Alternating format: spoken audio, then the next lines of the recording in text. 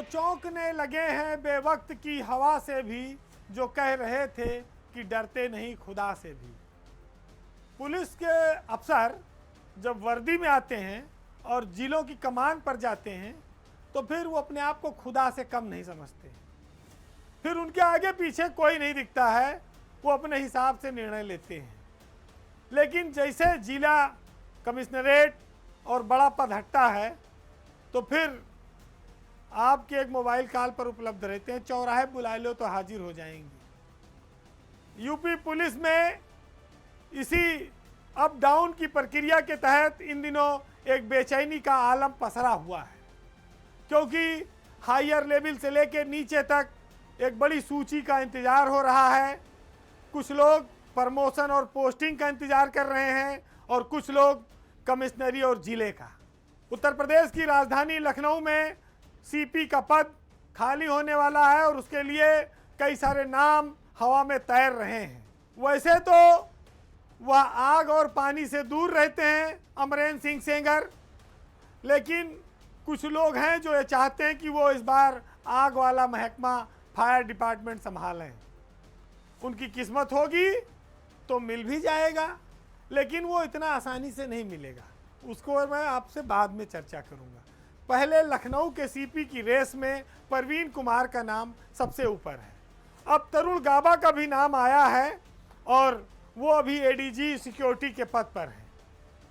तरुण गाबा इसके पहले इलाहाबाद में सीपी रह चुके हैं, प्रयागराज में, और कुंभ का मेला भी उन्होंने कराया है। पीयूष मोडिया जो एडीजी जोन है बनारस के, वो भी लखनऊ में ज्वाइंट सीपी के पद पर रह चुके हैं। लेकिन परवीन कुमार लखनऊ के एसएसपी भी रहे हैं, लखनऊ जोन के एडीजी भी हैं और अयोध्या के प्रकरण में लंबे समय तक आईजी और एडीजी रहे। तो परवीन कुमार इन तीनों में से सर्वश्रेष्ठ चॉइस हो सकते हैं। मंथन होता है, रुक जाता है, लिस्ट बनते बनते रह जा रही है। इसके अलावा हो सकता है कि बनारस के पुलिस कमिश्नर को भी सरकार हटाए बदले, लेकिन वो भी मोहित अग्रवाल भी कमज़ोर अफसर नहीं है। मोहित अग्रवाल अगर हटेंगे तो फिर जोन में ही जाएंगे, ये भी तय है। वो लखनऊ जोन भी आ सकते हैं, वो बनारस जोन भी आ सकते हैं। तो ये तीन दावेदार हैं जो अभी आपके सामने हैं। चौथा, ये जो गोरखपुर में एडीजी आबलिक डीजी हैं, जिनका नाम बड़ी चर्चा में आया था बम्बई में, अशोक मुथा जैन। अशोक मुथा जैन का जोन से रिटायर हो जाएंगे, डीजी बन गए हैं और एडीजी के पद पर जोन में बैठे हुए हैं। और मीठा तो इतना बोलते हैं कि फूल झड़ता है, लेकिन उनका लोग इतिहास भूगोल सब जानते हैं। अब हो सकता है इसीलिए सरकार उनको अंतिम समय में डीजी बना दे किसी ऐसे पद पर जिसका जो कोई ज़्यादा महत्व ना हो। अब बात आती है भानु भास्कर की भी। वो एडीजी जोन है मेरठ में, भानु भास्कर सरकार की वो भी एक पसंद हो सकते हैं। वो खाली जोन में एडीजी बनने के लिए नहीं बैठे हैं, वो कमिश्नरी में भी आ सकते हैं और हो सकता है कि वो बनारस भी पहुंच जाए। तो पुलिस कमिश्नर की रेस में एडीजी जोन मेरठ भानु भास्कर भी हैं। अब बात आती है कि डीजी फायर का जो पद खाली है उस पर कौन जाएगा। बीके सिंह आप देख रहे हैं, बीके सिंह इसमें छुपे रुस्तम साबित हो सकते हैं। एक चर्चा तो ये भी है कि ये जो लिस्ट बार बार रुक रही है तबादलों की, इसके पीछे डीजी फायर सर्विस का पद है। अमरेंद्र सिंह सेंगर जो लखनऊ के सीपी हैं, वो प्रमोशन के बाद संभवतः वहाँ भेजे जाने वाले थे, लेकिन सरकार में एक चॉइस ये आई है कि बीके सिंह को डीजी फायर सर्विस बनाया जाए। इन दोनों नामों को लेकर लिस्ट अटक गई।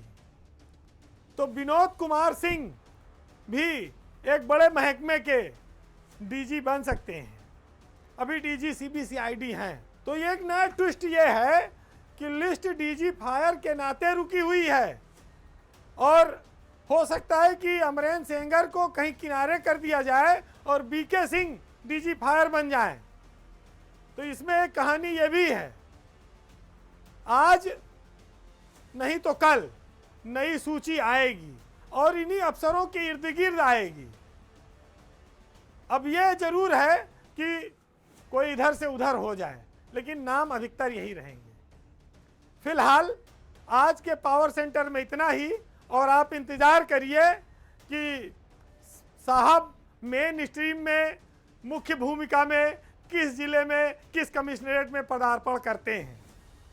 लेकिन जो ब्यूरोक्रेसी में आज का दौर है वो समझौतों का दौर है। कुछ लोग ये कहते हैं कि जुगाड़ का दौर है, कुछ लोग ये कहते हैं कि कुछ खींचतान होती है, बार्गेनिंग होती है। जिन्हें आप ये समझते हैं कि बहुत कड़क अफसर हैं, वो कितनी जगहों पर सर झुका के आए हैं, ये बात कोई नहीं जानता है। फिलहाल ब्यूरोक्रेसी के अंदर के हाल और बाहर दिखावटी दुनिया में बड़ा अंतर है, और इस अंतर को जो लोग सत्ता के करीब रहते हैं वो बेहतर जानते और देखते हैं।